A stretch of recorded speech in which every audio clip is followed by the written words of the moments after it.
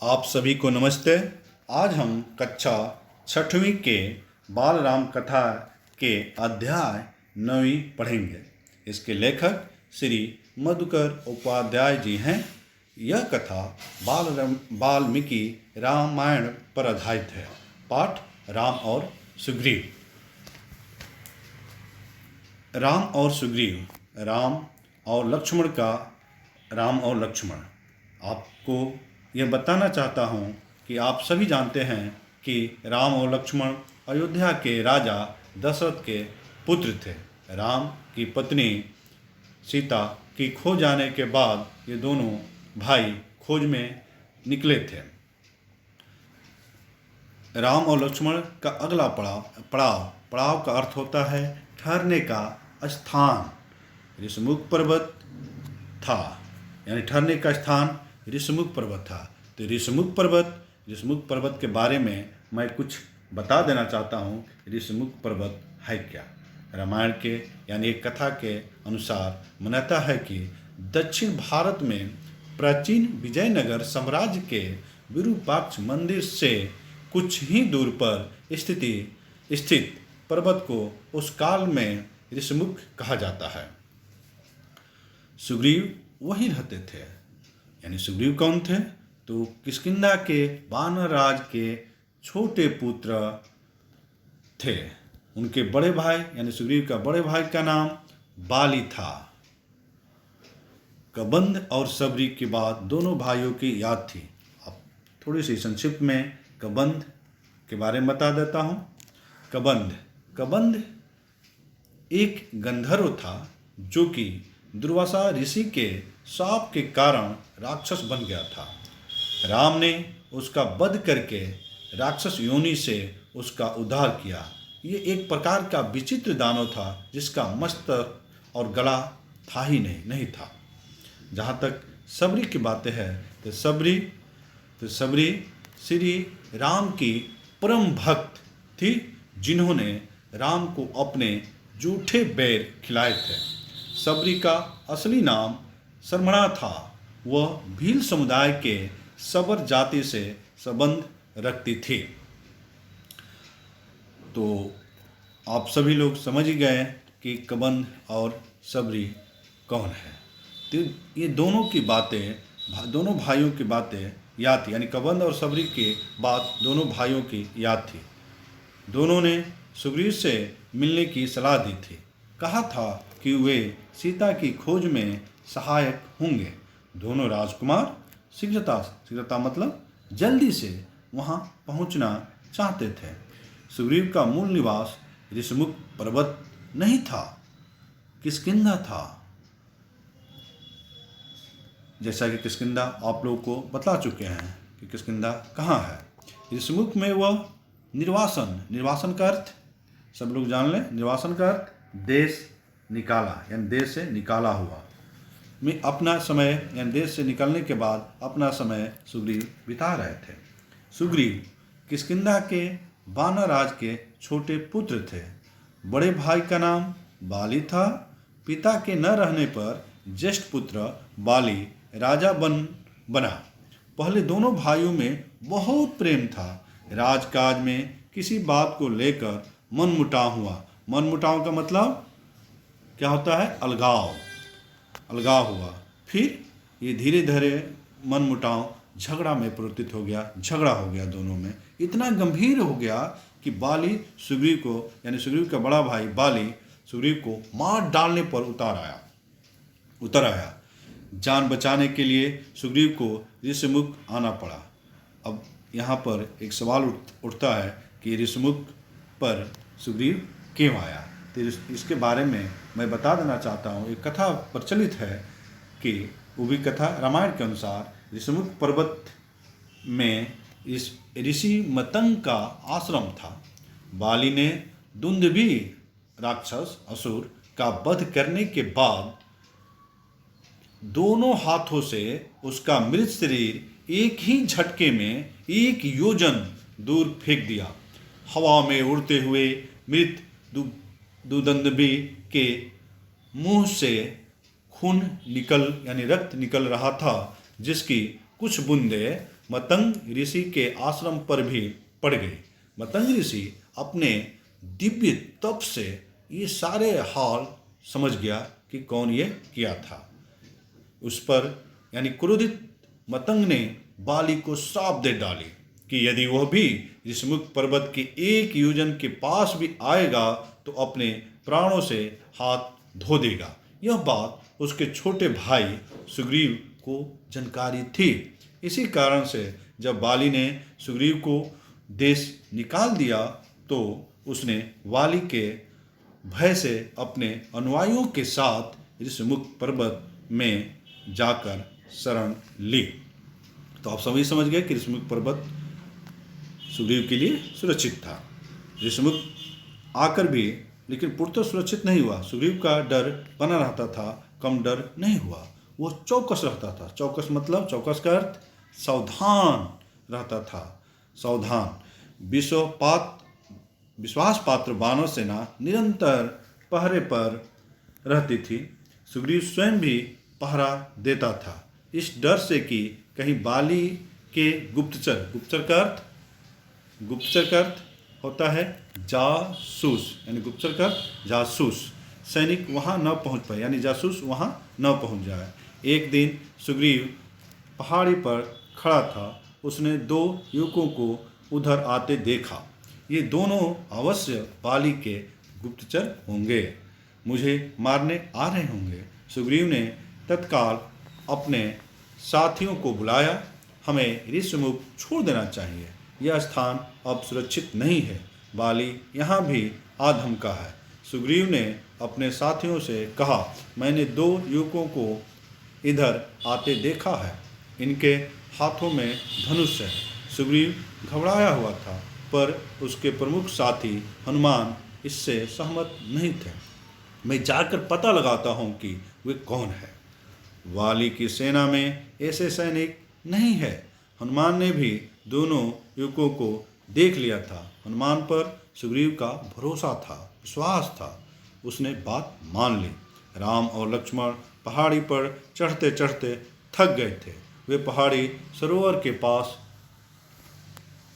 रुके, थकान मिटाने, मुंह हाथ धोने। तभी भेष बदलकर हनुमान वहां पहुंच गए। शिष्टता, अब बताना चाहता हूं शिष्टता का अर्थ क्या होता है। तो शिष्टता यानी अच्छा व्यवहार करना। अच्छा व्यवहार किया हनुमान ने राम और लक्ष्मण के साथ। आप और पूछे, आप दोनों कौन हैं? वन में क्यों भटक रहे हैं? आपका वेश मुनियों जैसा है, लेकिन चेहरे से राजकुमार लगते हैं। हम सुग्रीव से, उन्होंने बताया, हम सुग्रीव से मिलने जा रहे हैं। हमें उनकी सहायता की आवश्यकता है। क्या आप उन्हें जानते हैं? राम ने विनम्रता से पूछा।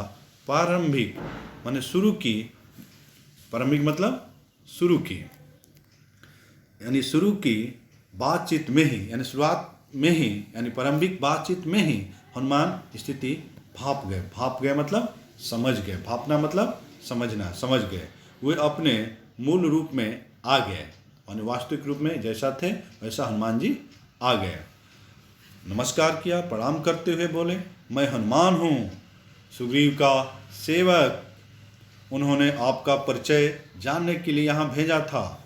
लक्ष्मण ने उन्हें अपना परिचय दिया, वन में आने का कारण बताया। यह भी बताया कि वे कबंध और सबरी की सलाह पर आए हैं, सुग्रीव से मिलने, उनसे सहायता मांगने। हनुमान के चेहरे पर हल्की सी मुस्कुराहट आ गई। कोई उससे सहायता मांगने आया है जिसे स्वयं सहायता चाहिए। हनुमान समझ गए राम और सुग्रीव की स्थिति एक जैसी है। दोनों को एक दूसरे की मदद चाहिए, सहायता चाहिए। वे मित्र हो सकते हैं। एक अयोध्या से निकाला हुआ है निवासित, और दूसरा किससे? किष्किंधा से। एक की पत्नी को रावण उठा ले गया है और दूसरे की पत्नी उसके भाई ने छीन ली है। दोनों के पिता नहीं है। हनुमान ने राम और लक्ष्मण को कंधे पर बैठाया। कुछ ही पल मतलब कुछ ही क्षण में हुए ऋषमुख के शिखर पर पहुंच गए। हनुमान ने दोनों को सुग्रीव से मिलाया। दोनों ने अग्नि को साक्षी साक्षी का मतलब होता है गवाह, यानी दोनों ने अग्नि को साक्षी मानकर मित्रता का वचन लिया। सुग्रीव ने कहा, आज से हमारे सुख दुख साझा है। राम ने सुग्रीव को सीता हरण के संबंध में बताया तो सुग्रीव अचानक उठ खड़े हुए। उन्हें कुछ याद आया। बोले, बानर ने मुझे एक स्त्री के हरण की बात बताई थी। वो निश्चित रूप से सीता ही रही होगी। रावण का रथ इसी पर्वत के ऊपर से गया था। राम और लक्ष्मण ध्यान से उनकी बात सुन रहे थे। सुग्रीव बोलते रहे। सीता स्वयं को रावण के चंगुल से छुड़ाने का यत्न कर रही थी। वानरों को देखकर उन्होंने अपने कुछ आभूषण नीचे फेंक दिए। गहनों की एक पोटरी, अब यहाँ पर बता देना चाहता हूँ पोटरी कि पोटरी का अर्थ क्या होता है। पोटरी मतलब छोटी सी गठरी। पोटरी मतलब छोटी सी गठरी सामने रखते हुए उन्होंने कहा, देखिए क्या ये गहने सीता के हैं। राम ने आभूषण तुरंत पहचान लिए। कुछ गहने लक्ष्मण ने भी पहचाने। गहने देखकर राम शोक सागर में डूब गए। उनके मुंह से निकला, धिक्कार है मुझे। हे सीते, मैं संकट में तुम्हारी रक्षा नहीं कर सका। मेरा पौरुष, बल, पराक्रम, ज्ञान तुम्हारे काम नहीं आया। सुग्रीव ने उन्हें सांत्वना दी। सांत्वना का अर्थ, सांत्वना का मतलब होता है भरोसा दी।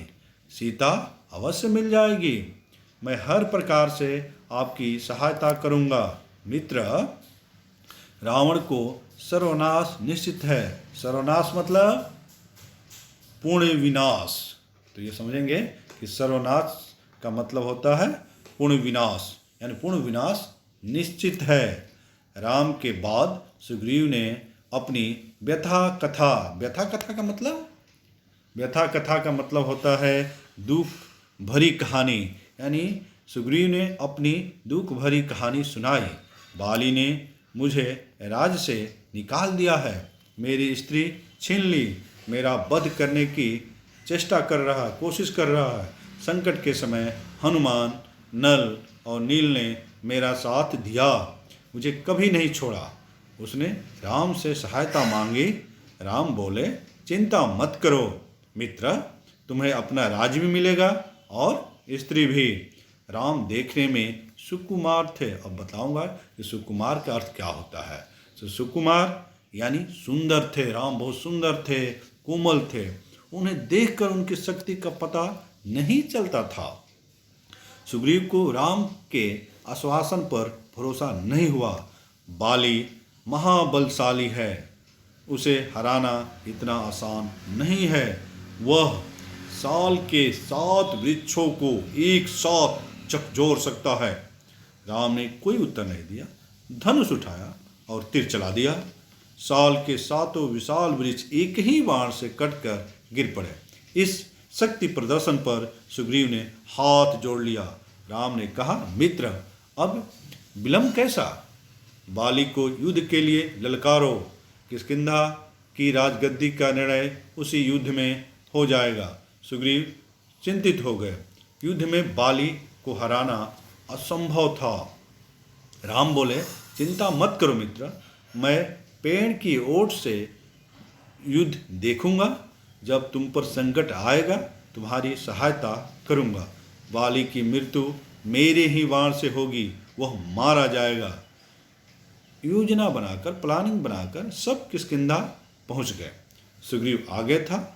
राम, लक्ष्मण और हनुमान छिप गए थे।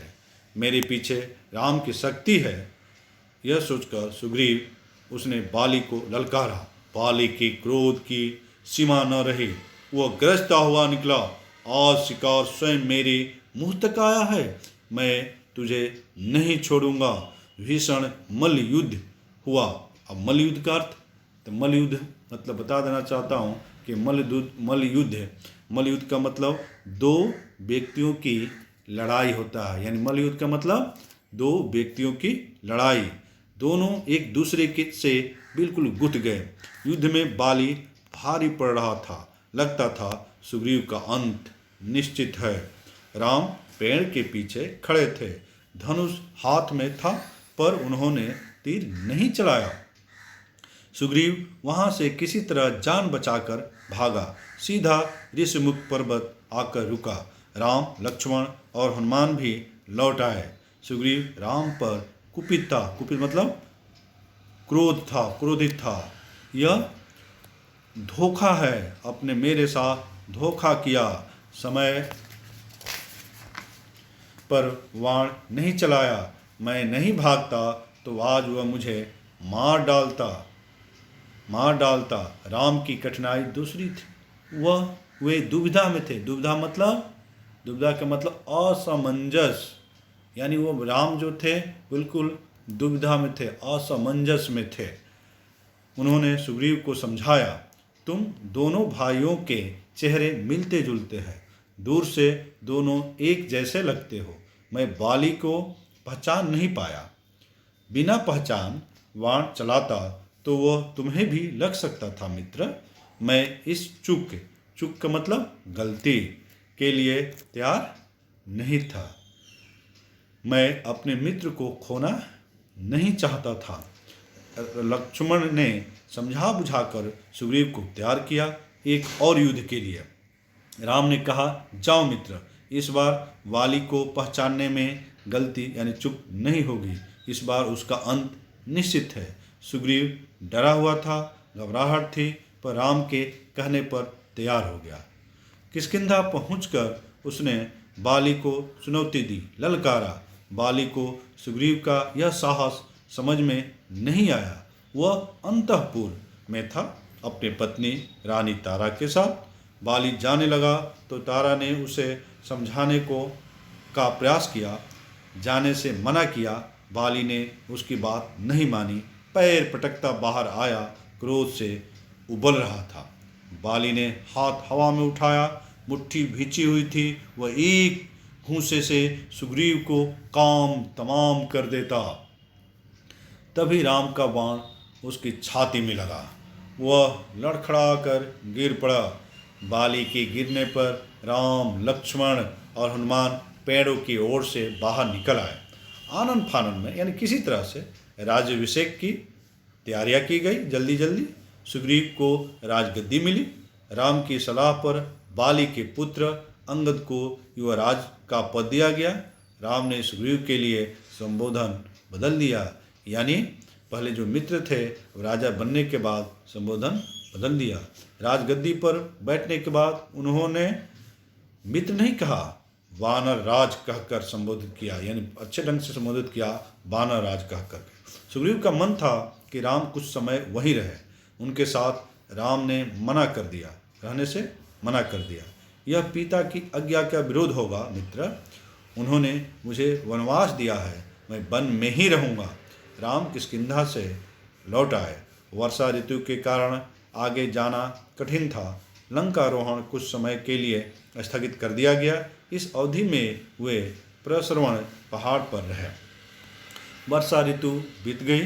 राम प्रतीक्षा कर रहे थे सुग्रीव की वानर सेना की सीता की खोज के लिए। सुग्रीव ने राज तिलक के दिन राम को इसका आश्वासन दिया था, लेकिन वो अपना वचन भूल गए, राग रंग में उलझ गए। राम चिंतित थे, दुखी भी। हनुमान को सुग्रीव का वचन याद था। राज तिलक के दिन वे वहीं थे। उन्होंने सुग्रीव को याद दिलाया। सुग्रीव ने वानर सेना एकत्र करने का आदेश दिया। यह काम सेनापति नल को सौंपा गया। 15 दिन और बीत गए, लेकिन सेना राम के पास नहीं पहुंची। राम सुग्रीव के इस व्यवहार से शुद्ध का मतलब होता है व्याकुल, बिल्कुल इस व्यवहार से व्याकुल थे। क्रोध में उन्होंने सुग्रीव के विनाश तक की बात कही। राम को चिंतित देख लक्ष्मण से न रहा गया। उन्होंने धनुष उठाया तो राम ने उन्हें रोक दिया। कहा, सुग्रीव को बस समझाना है, वह हमारा मित्र है। लक्ष्मण किष्किंधा चले गए सुग्रीव को समझाने। वहां पहुंचकर उन्होंने धनुष पर प्रत्यंचा चढ़ाई, डोरी खींचकर छोड़ी। उसकी टंकार से सुग्रीव कांप गया। धनुष की टंकार सुनते ही उसे राम को दिया वचन पुनः याद आ गया। तारा ने सलाह दी कि वे तत्काल यानी तुरंत जाकर राम से मिले, क्षमा याचना करें। सुग्रीव ने ऐसा ही किया। राम के पास जाने से पूर्व सुग्रीव ने हनुमान को आवश्यक निर्देश दिए। वानर सेना एकत्र करने का आदेश। इस बार सुग्रीव सेना एकत्र होने तक नहीं रुके, तुरंत निकल पड़े लक्ष्मण के पीछे पीछे। राम के सामने जाकर भयभीत वानर राज ने उनसे क्षमा मांगी। अपनी चूक के लिए, अपनी गलती के लिए राम ने उन्हें उठाकर क्षमा मांगे। तब राम ने उन्हें उठाकर गले लगा लिया। राम और सुग्रीव बात कर ही रहे थे कि उछल कूद करती बानर टोलियां वहां आ पहुंची। हनुमान के साथ लाखों बानर थे, जामवंत के पीछे भालुओं की सेना। इसके बाद लंकारोहण। अब लंकारोहण का मतलब बताना चाहता हूँ, उसका अर्थ क्या होता है। लंकारोहण यानी लंका पर आक्रमण, लंका पर आक्रमण की योजना बनी। वानरों को 4 टोलियों में 4 भागों में बांटा गया। अंगद को दक्षिण जाने वाले अग्रिम दल, अग्रिम दल का मतलब आगे आगे आगे चलने वाला दल का नेता बनाया गया। उस दल में हनुमान, नल और नील भी थे। राम की यही इच्छा थी। उन्होंने कहा, वानरों की सेना भेजने से पहले चतुर और बुद्धिमान दूतों को लंका भेजा जाए, यही उचित है। राम और सुग्रीव की जय जयकार करते वानर अपनी निर्धारित दिशाओं की ओर चल पड़े। दक्षिण जाने वाले दल को राम ने रोक लिया। उन्होंने हनुमान को अपने पास बुलाया, अपनी उंगली से अंगूठी उतारकर उन्हें दे दी। अंगूठी पर राम का चिन्ह था, निशान था। उन्होंने कहा, जब सीता से भेंट हो तो यह अंगूठी उन्हें दे देना, वे इसे पहचान जाएंगे, समझ जाएंगे तुम्हें मैंने भेजा है, तुम मेरे दूत हो। दक्षिण की टोली किष्किंधा से चली। अंगद और हनुमान आगे आगे चल रहे थे। चलते चलते वे एक ऐसे स्थान पर पहुंच गए जिसके आगे भूमि नहीं थी, केवल जल ही जल था।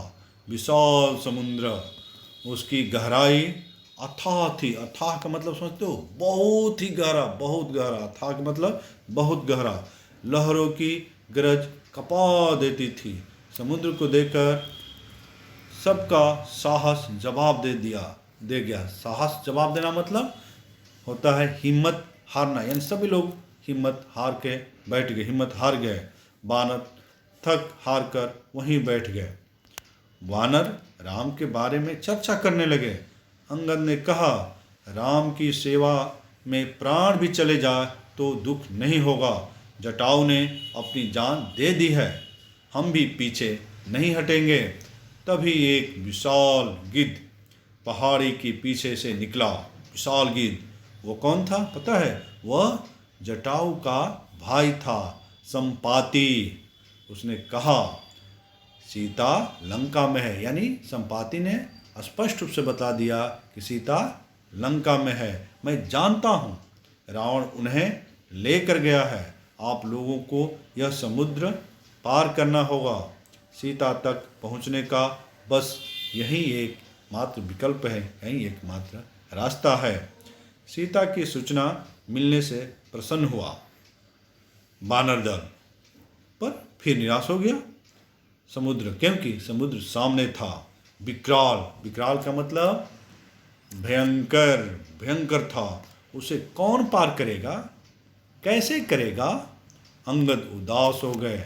लक्ष्य सामने था पर विकट था। विकट का मतलब, विकट का अर्थ होता है दुर्गम या भयानक। भयानक था, दुर्गम था, यानी वहाँ पर नहीं पहुँच सकते। स्थिति बहुत खराब थी, उन्हें कुछ सूझ ही नहीं रहा था। बूढ़ा संपाति उनकी सहायता कर सकता था, पर इस याऊ में इतनी लंबी उड़ान संभव नहीं थी। वानर दल असमंजस में पड़ गया। अंगद ने पहले ही कह दिया था कि काम पूरा किए बिना कोई किष्किंधा वापस नहीं जाएगा। वे न आगे जा सकते थे न पीछे। वे एक दूसरे की ओर देख रहे थे। इस दल में सबसे बुद्धिमान जामवंत थे। सब उनके पास गए। उनके पास भी इस कठिन प्रश्न का कोई उत्तर नहीं था। तभी जामवंत की दृष्टि हनुमान पर पड़ी। वे सबसे दूर पीछे बैठे थे। वे चुपचाप, जामवंत जानते थे कि यह काम हनुमान कर सकते हैं। वे कौन हैं? हनुमान तो पवन पुत्र हैं। उनकी शक्ति अपार है। अपार का मतलब बहुत अधिक है। उनकी शक्ति को था नहीं लाया जा सकता। था है, अपार है, लेकिन उन्हें स्वयं इसका अनुमान नहीं है। उनकी सोई हुई शक्ति, खोई हुई शक्ति जामवंत ने जगाई। उनको जगाना पड़ता था उनके शक्ति के बारे में। शक्ति को जगाई। कहा, हनुमान आपको जाना होगा। यह कार्य केवल आप कर सकते हैं। सबकी आंखें उन्हीं पर टिक गई। इस प्रकार यह कथा पाठ समाप्त हुआ। सभी को धन्यवाद।